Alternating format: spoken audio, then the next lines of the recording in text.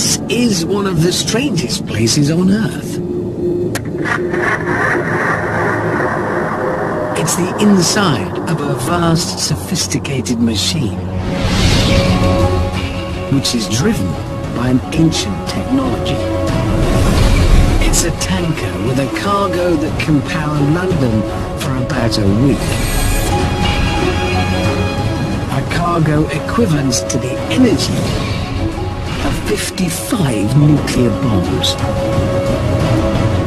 This huge ship is carrying liquefied natural gas, millions of litres of this stuff. At room temperature, it turns into a highly flammable gas. That's where people want it. The liquid inside these tankers becomes gas for cooking and heating your home. Creating the technology to transport it is very complex, yet these ships owe their existence to some surprising connections. Kitchen cutlery. The father of evolution. And there it goes. The world's first steam engine. World War II fire engines. And air-to-air refueling.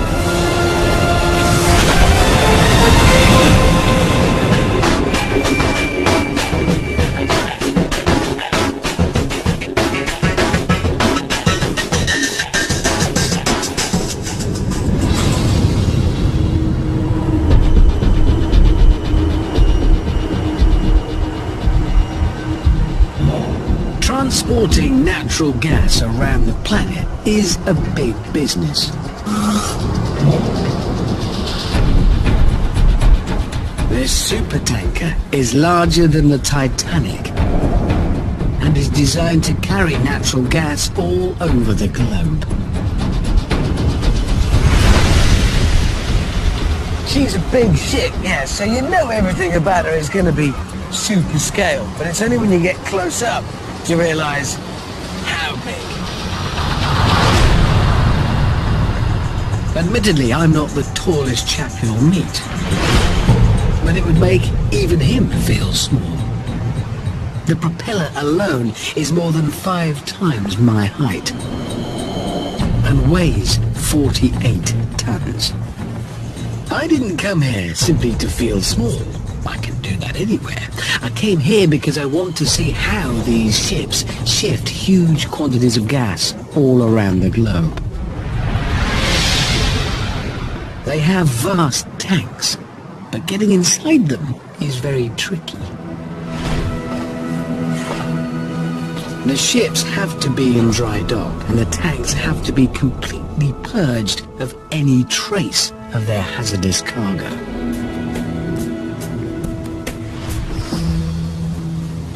This is the inside of one of the tanks, and as far as we know, nobody's ever actually filmed inside one of these before. That seems a shame, because look at it. All you need is one light, one camera. You can make a sci-fi movie, and listen to it.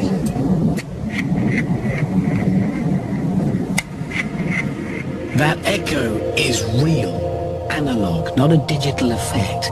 Real sounds bouncing around this cavernous tank. There's room for 34 million litres of liquid gas in here. The equivalent volume of water would allow the average British home to flush the toilet for 1,200 years. There are 4 of these, each at minus 160 degrees inside. Just another world. It's just crazy.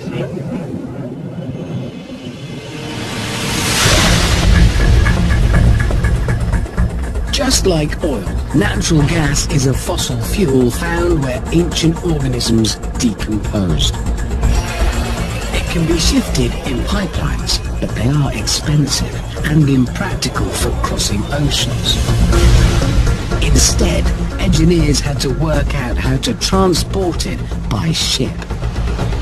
That's a challenge when you remember that natural gas ignites at any air temperature found on Earth.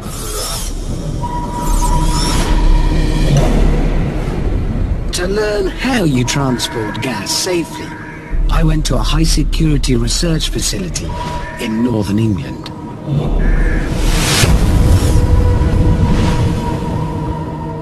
This is a blast-proof chamber, a sort of industrial-scale oven. Right, well, this device here is a supply of gas up through this tube here. This is an igniter, it'll create a spark, light the gas, and it'll burn. It's quite a lot of gas, a lot more than you're used to at home, but don't worry, this place we're in can take it. This is a specialized blast testing facility. They use it to test industrial safety equipment on a massive scale. So it'll be okay. Nevertheless, I think I'll get out while we light it.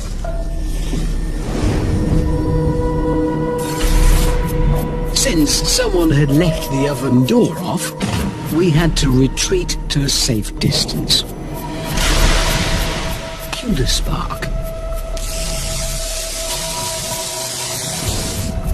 5, 4, 3, 2, 1. Release gas.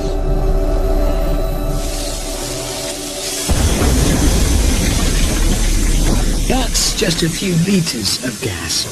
Imagine a cargo of many millions of litres that could be ignited by the tiniest of sparks.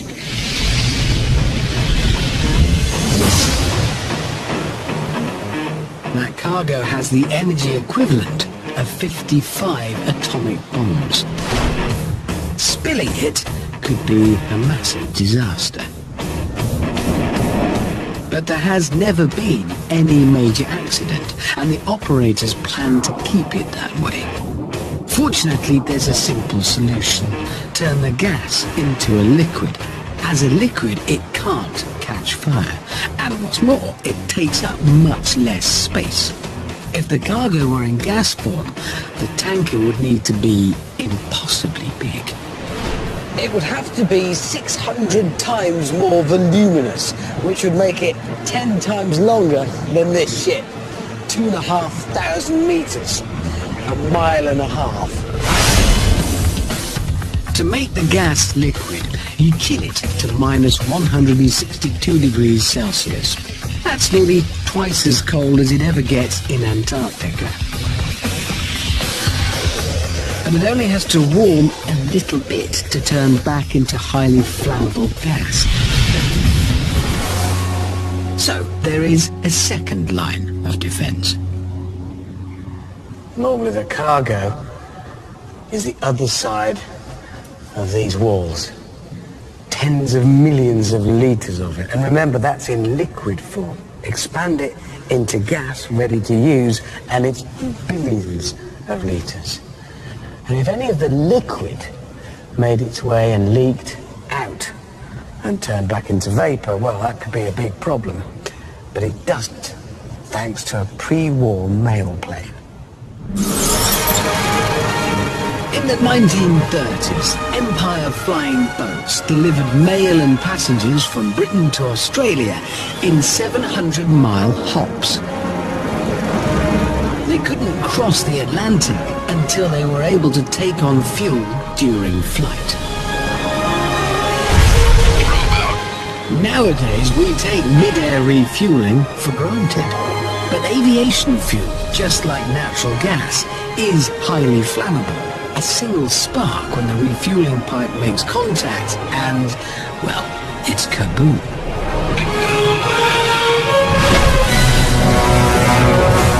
What aviators needed was something to stop an explosion if there was a spark. What they needed, in fact, was noxious air. That's the name Daniel Rutherford gave nitrogen when he first isolated it in 1772. There might be lots of nitrogen around in the atmosphere, and there is a lot, but in its pure state, we can't breathe it. Sadly, it took a dead mouse in the container of the stuff to make that particular ridiculous scientific advance. But the point here is nitrogen is an inert gas. It doesn't react readily with anything at all. And more importantly, it stops fuel combining with oxygen if there's a spark. Ignition is impossible if there's enough nitrogen around. Fires can't breathe nitrogen either. And that's a claim that just needs to be put to the test. So, time to fire up the industrial oven once again. This time with nitrogen inside it. First, it's sealed to contain the toxic gas safely.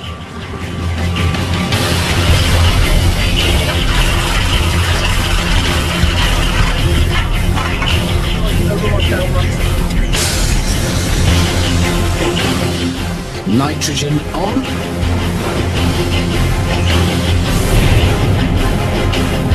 I get to watch from inside a special canopy to the side.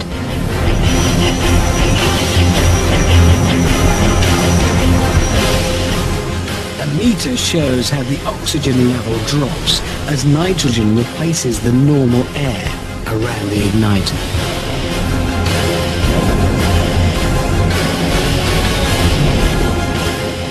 Remember, the theory is that gas won't burn unless there's enough oxygen present. That 10 means there's hardly any oxygen in the chamber. It's now mostly nitrogen. Okay, let's have the spark on then, please. This is the igniter. No gas in there yet, remember. So very soon we'll see the sparks at the top of the funnel. Let's have a look. There they go, that's the spark. Smoke on them, please. Now the smoke is purely an indicator here, because otherwise we won't be able to see when the gas starts flowing. Right now, no gas going and you can see the smoke. As soon as the gas starts, it'll pull the smoke up through that funnel. The chamber is full of nitrogen. The spark is firing. We can have the gas on then. And at that point, the only thing stopping ignition has to be the nitrogen. There goes the gas. Look at it, it's where the smoke's coming out the top. That's been pulled through by the gas. That's the same gas we saw burning earlier. And yet with the nitrogen in there, look at that. Nothing. Do you know what? I find that strangely comforting. Science tells me it should work, but there it is working. Look at that. Gas charging in there. The nitrogen quashing it. It can't ignite. It can't burn.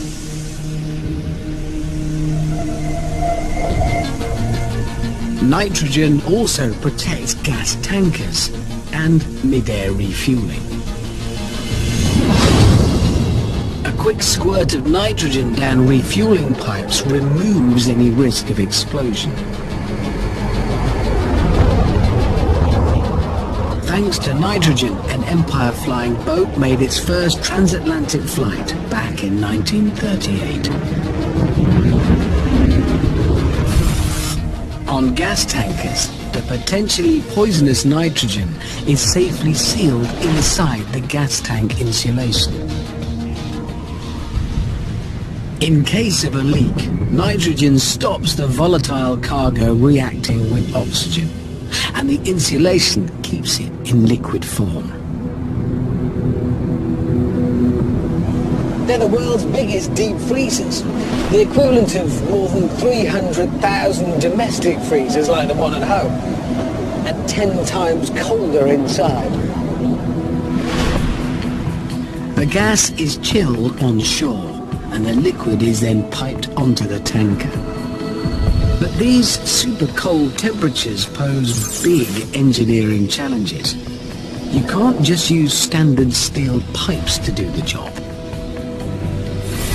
Moving the ultra-cold liquid around the place, off the ship and around the ship on pipes like these, presented a whole new set of problems that could only be resolved by recourse to the engineering might of this, and of this, and even of this. But they're not actual cutlery, obviously. That'd take Ours. No. What it's made of. Stainless steel. 100 years ago, cutlery was made of other metals, silver, say, or plain steel for everyday tableware. But steel rusts, off-putting at dinner, and, like many materials, it changes completely when you put it in the deep, deep freeze. An example, bread. At room temperature, slice of bread is bendy, flexible, ductile in the jargon. Take the same piece, freeze it, it's harder, but brittle. Wouldn't it be terrible if steel behaved the same way? It does. Jackie Butterfield, a materials specialist and steel consultant, introduced me to a medieval torture device. This is the sort of equipment that we'd use to test the toughness of a metal. Right, can I help? Absolutely. Oh, good. What'll I do? First thing you do is lift this weight up and we'll lock it in position. Right, thank you. Okay, I always get the nice jobs. Right, so just swing this back, yeah? Yeah. Right. A lot of weight. Just for the record, I'm not being a complete weakling. It is actually quite heavy. Well, 10 kilograms. So it's a fitness program. It is, absolutely. Okay. Right, so that's... the weight is primed. Yeah, so what this is going to do, this weight has potential energy. So that's a measured dose of energy that we can apply to the sample down there. Absolutely. It's the same each time because the weight is the same. Step forward, victim number one. A length of standard steel tube, just like a scaffolding pole. Triggering test, so this is going to return a specific amount of potential energy transferred into kinetic energy that will be absorbed or not by the sample. Okay, here we go. 3, 2, 1. It's not even dented it. Despite the full force of the weight slamming into it, at air temperature, the bolt standard carbon steel remained undamaged, whilst the energy ricocheted through the frame around it. So this sample has survived then? Absolutely. What do we do now? Right, what we need to do now is test some of the carbon steel at the cryogenic temperatures with the liquid nitrogen. So this is where we introduce our tricky subantarctic temperatures. Absolutely. Cue liquid nitrogen. Minus 195 degrees Celsius. The liquid nitrogen has dramatically lowered the temperature of the steel, just as the gas cargo would do as it's piped on board the ship. Right, if we're ready, 3, 2, 1.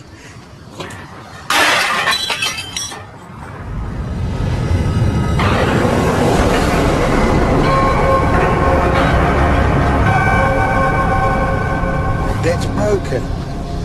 Badly. Look at that. It's just shattered. So it's exactly the same sample, same metal. This one barely a scratch. This one, well, ruined. Just shattered. Behaved completely differently. In a brittle manner. Brittle, ductile. Ductile. Brittle, ductile. Cold. Clearly then, you wouldn't want to rely on that anywhere really cold. In a liquid gas tanker, for instance. Instead, the tanker engineers needed a material that can withstand super cold temperatures, which brings us back to cutlery of the stainless steel variety. In 1913, British chemist Harry Brearley was looking for tough metal for gun barrels.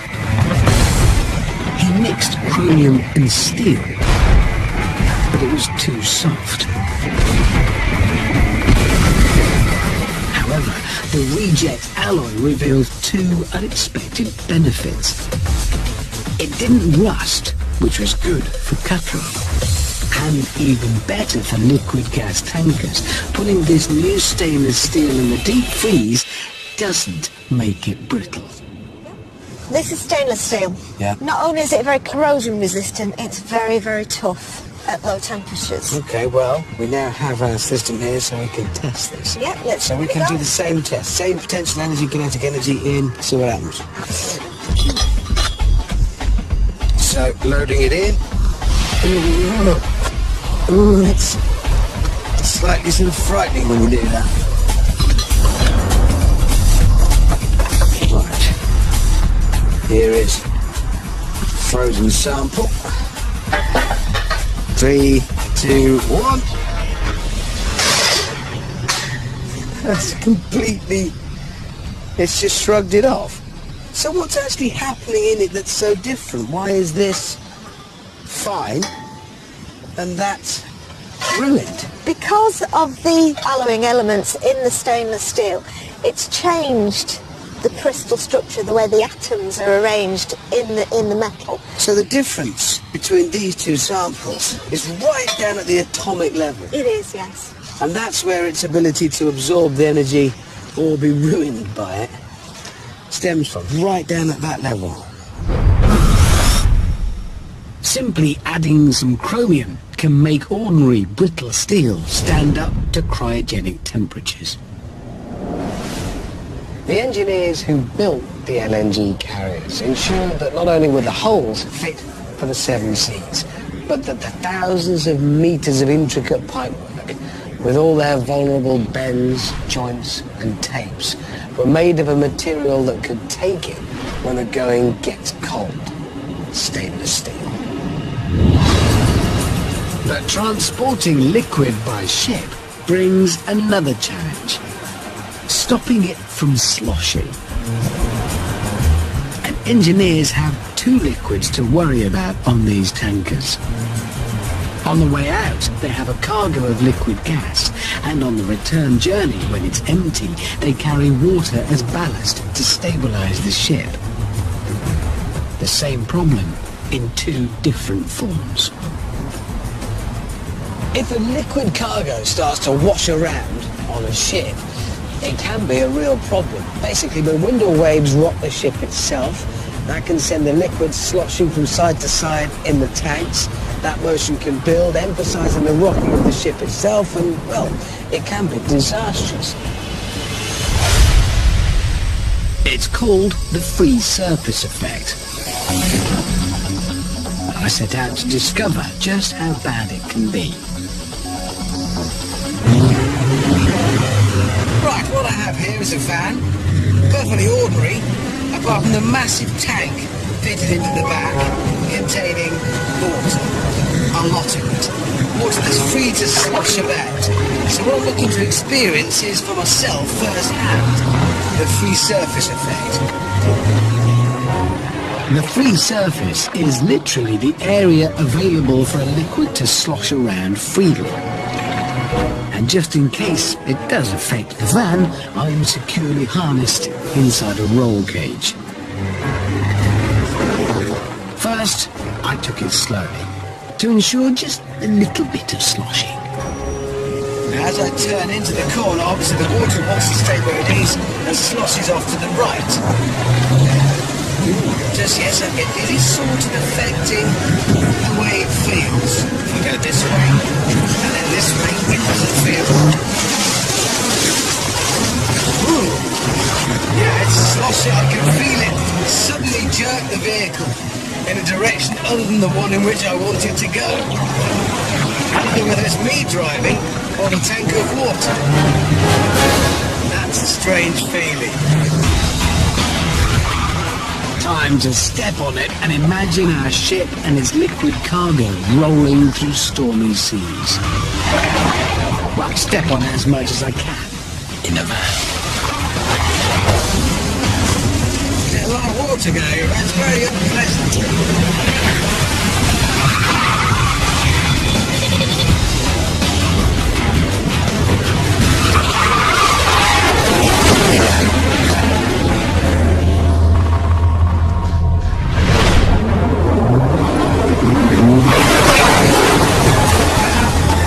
Yeah, that didn't go as well as it might have done.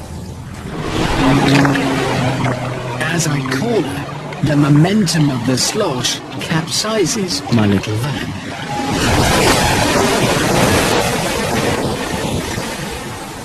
Yeah, that is the free surface effect. As it turns out, it's deeply uncomfortable. Scale my tumble up to a whole ship, and disaster ensues. In 1987, the free surface effect capsized the Herald of Free Enterprise ferry when water gushed in through doors that had accidentally remained open, and almost 200 people died. Liquid natural gas tankers have a surprising solution to this problem. To reduce the free surface area, the gas tanks are spherical, like great big balls. There's less room for sloshing, as long as the tank is full or nearly empty. These tankers fill up with cargo, 98% full. Set off, make a long journey, get there, and discharge it, or nearly all of it, keeping back just enough to use as fuel for the journey home. So the tank, in normal circumstances, is either almost entirely full or almost entirely empty. No sloshing. Empty of cargo, the tanker would ride high in the sea. To lower it, water is pumped into ballast compartments in the hull beneath the gas tanks. Space doesn't allow these compartments to be spherical, so preventing sloshing here calls for a different solution. Rewind to World War II. Bombing raids kept British firefighters busy. They used a tanker lorry carrying almost 4,000 litres of water. The free surface effect made it dangerous to drive.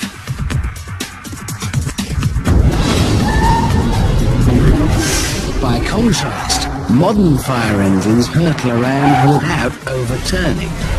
And that is thanks to baffles, not as in confusion, but load dividers. These are physical barriers, first introduced in the 1880s to stop oil tankers capsizing. Obviously, what led to my slight incident there was the free surface effect, allowing the water to slosh from side to side, and it brought the whole van over. So the key ones here in my battles are these longitudinal ones that stop the water going from side to side. Apparently this works. Find out.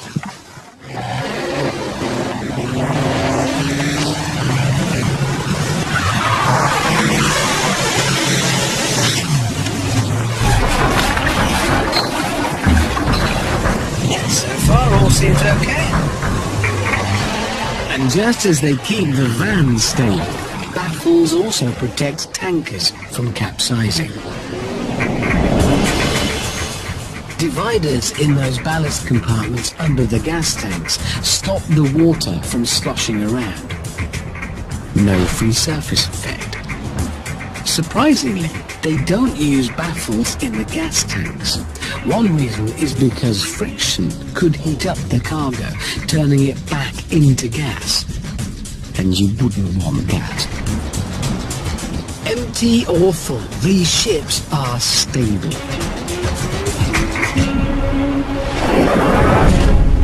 But propelling a full tanker is more than a little challenging. Fully laden, this tanker weighs 113,000 tons.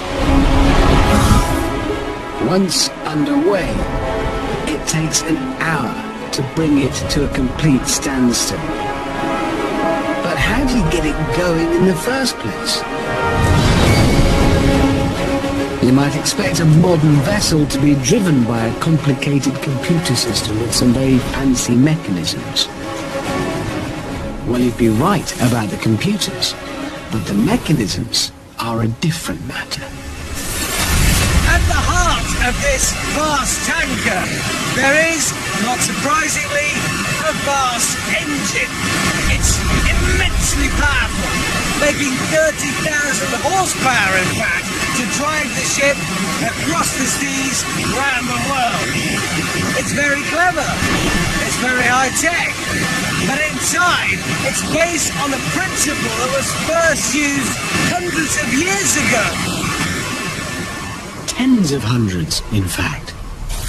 Meet the 2,000-year-old Aeoli pile, or as it's more commonly known, Hero's engine, after the Greek scientist who invented it. Here's how it works. In the base here is a reservoir of water.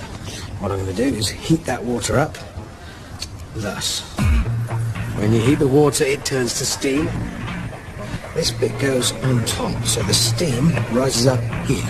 And now, the only way out for the steam is through tiny, tiny holes in the ends of these nozzles here. Then it all gets a bit Newtonian, because when the steam comes out that way, it exerts an equal and opposite reaction, a push that way, and sets the top spinning. What we're going to do now is wait for it to build up pressure. There wasn't much to be doing in those days, obviously, so waiting for things was great. Do some philosophy while we wait, perhaps.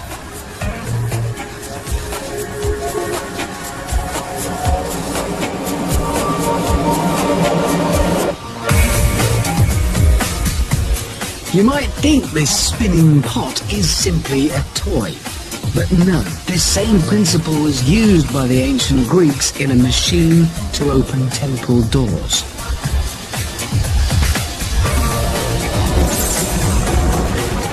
Fast forward a couple of thousand years and steam transforms the world, powering industry and transport.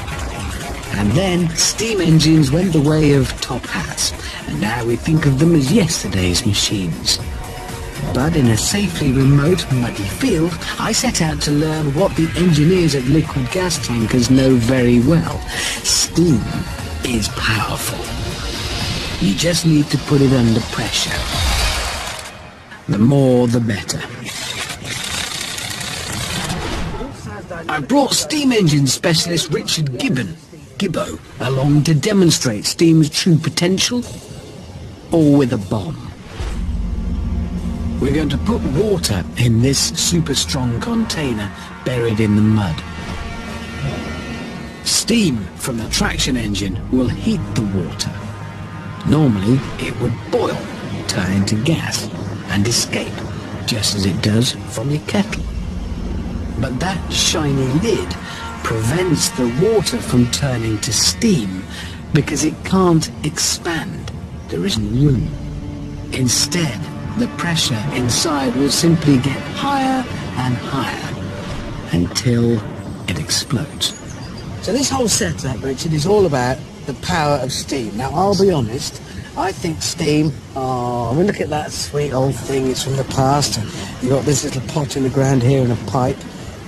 Is steam not powerful? Yes, it is. And there's a massive amount of energy locked up in water that is changing to steam. And that's what this experiment's going to demonstrate. Richard, what's the shed for? The shed's just to demonstrate that steam has a lot of force, power, energy. So you're going to break this shed, I guess? Hope so. Even well above its normal boiling point, the water won't turn to steam until the pressure is released when the lid bursts off. Then it will expand instantaneously, creating an explosion. First, though, the sacrificial shed. Slowly walk on the big disc. How many crack engineers does it take to move a garden shed? Quite a lot, it seems. And even then, they managed to break it. I don't know, has anybody seen a steam bomb? No, we've never done this before. It's new. It's going well, this. With the soon-to-be X-shed in place, we fired up the boilers and Richard opened the valve to pump steam into our underground kettle.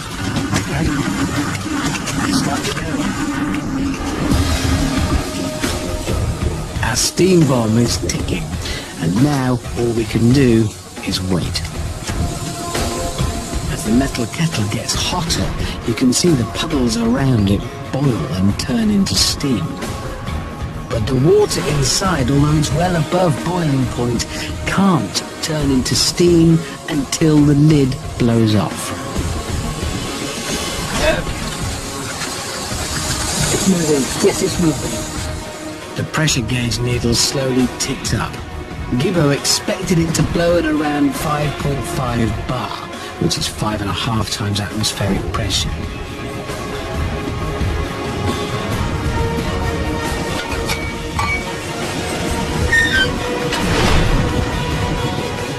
The boiling muddy puddles make the shed steam like a finished sauna.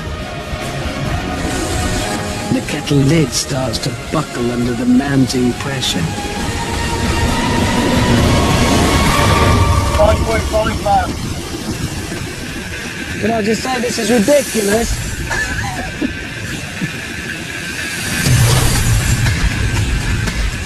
5.5 bar comes and goes. We're in for a big bang when it happens. Gibbo thinks that even a 9-ton traction engine doesn't offer enough protection. I think we should be at the bridge. We retreated. 6.5. And now we really are into unknown territory. Still up to 7. Properly dangerous now. Any more, and we'll be close to running out of steam. The traction engine can only handle 10 bar, and if that lets go...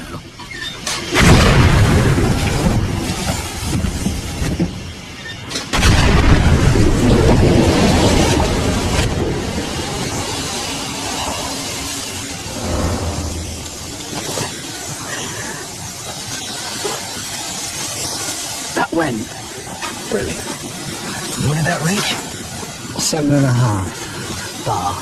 So, and the shed is no more.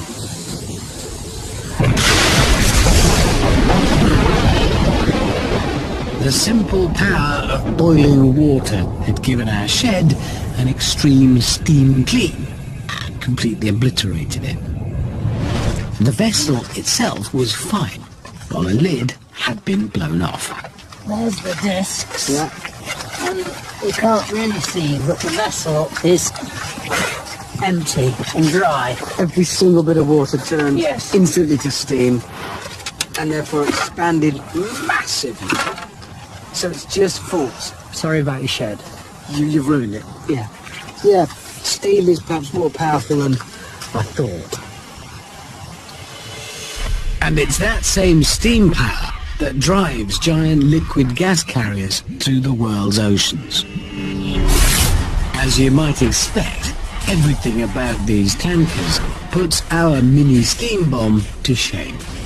This is also a pressure vessel, like the one I used to clean my shed, only it is a bit bigger. And there are 2 of them. And these are generating high-pressure steam all day, every day. So although in some ways this whole engine room looks a bit inert, a bit inactive, it's actually generating and containing incredible quantities of energy and power all the time. Compared to 140 degrees in our pressure kettle in the shed, the steam here is at 510 degrees, and the pressure is 8 times higher. Mark Hodgson manages a liquid gas tanker fleet. He puts the power produced by those 2 massive containers into perspective. They're just boilers making steam, and together they produce 110 tons an hour. That is equivalent to about an Olympic-sized swimming pool is processed by these units every day. And that steam pressure and temperature is delivered downstairs to the turbine. All right, so steam made here in big boilers. Steam goes downstairs to the turbine, and this is where Hero's engine comes in. So the same principle that turned Hero's engine powers these monster tankers. It turns the propeller. It also provides all of the electricity for every single appliance on board, right down to the crew's TV. On these ships, the secret of harnessing power from steam lies in their turbines. Mark shows me the amazingly simple machine that generates the ship's electricity. Its lid was off, and you could see the hundreds of turbine blades that the steam physically turns. Okay, so steam comes in, that end, Yes. and then what? As the steam is injected at each stage, this is where you get the rotational forces applied to the rotor itself. So this is where it starts to turn the whole thing. So there's an immense amount of force going through here, which rather explains the enormous stud bolts here, because the pressure contained within this when it's up and running is huge. It's a large casing, has to contain 60 bar steam. There is such a thing as a beautiful simplicity, and this incredibly clever device has one moving part.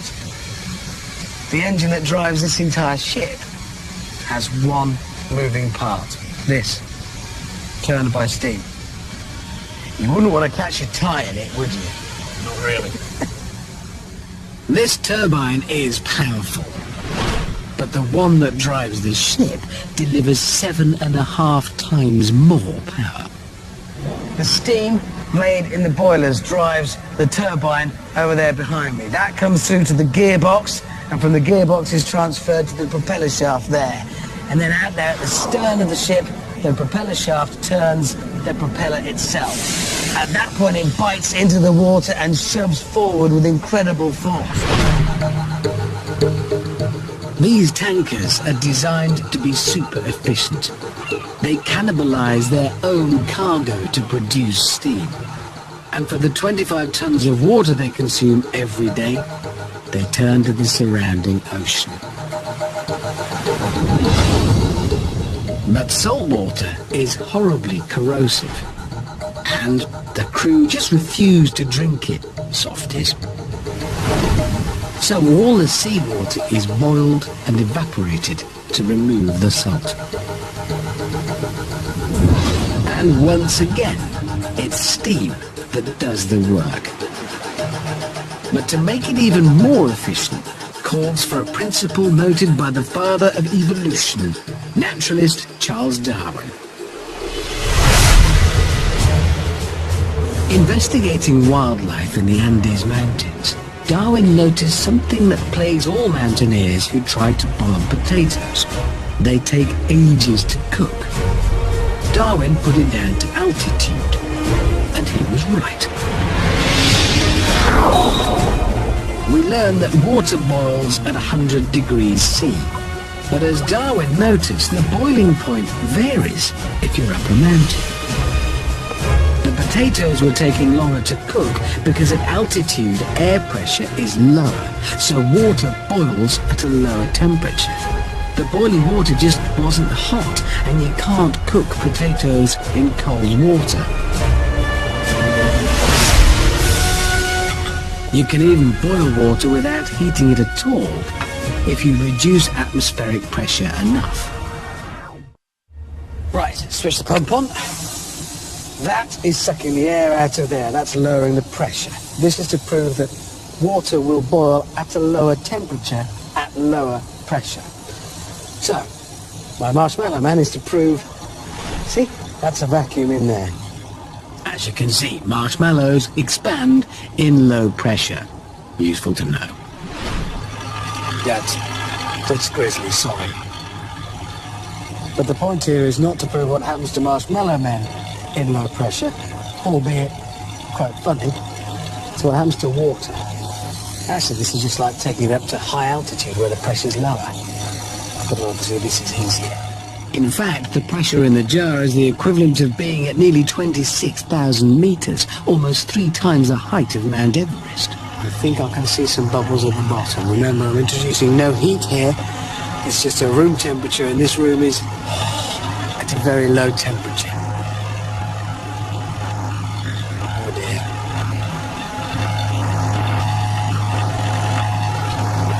And there it goes.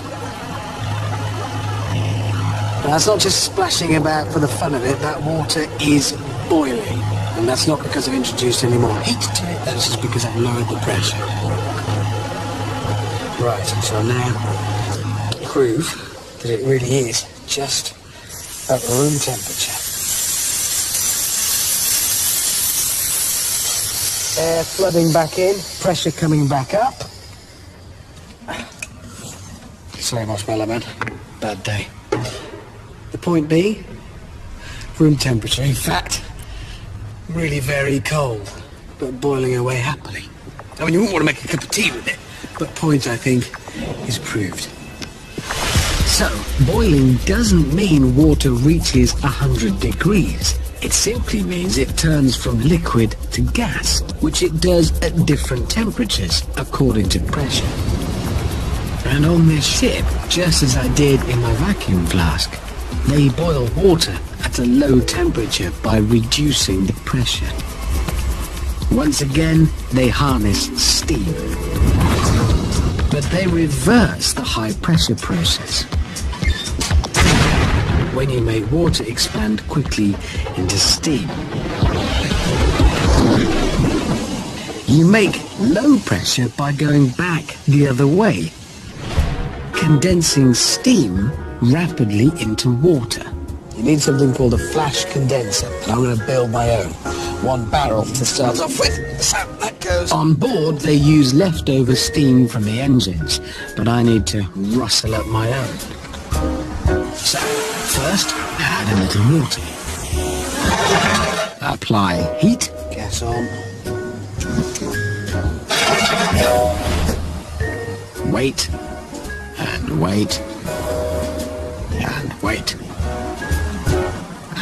And hey presto.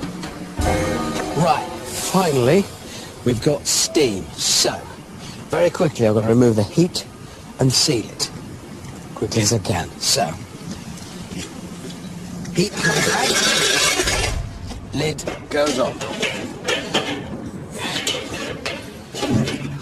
I've got to really seal it because it's important. No air can get in.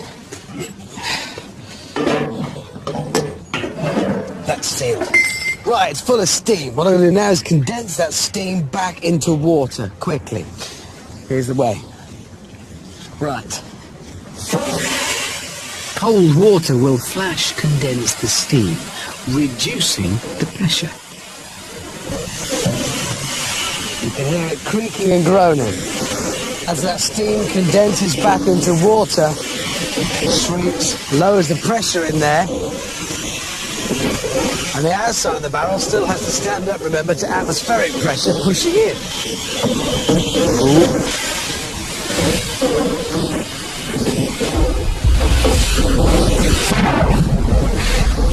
Yep.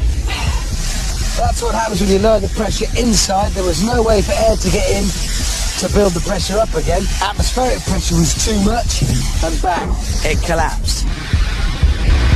Liquid gas carriers instantly turn steam back to water using flash condensation. And that creates a low pressure area, like my vacuum jar, in which they boil seawater at just 50 degrees C. They don't bother with the marshmallows. That was just my idea. Thanks to a principle noted by the father of evolution.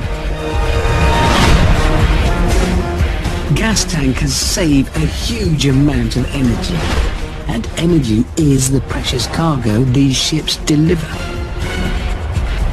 You could say these ships are like huge self-propelled gas bottles. Well, you could, but the fact is they are remarkable vessels using extraordinary technology to keep a potentially hazardous cargo safe and very cold. And it was all made possible by stainless steel cutlery, a problem with the fire truck, an ancient method for opening tomb doors, Charles Darwin's potatoes, and a pre-war mail plane.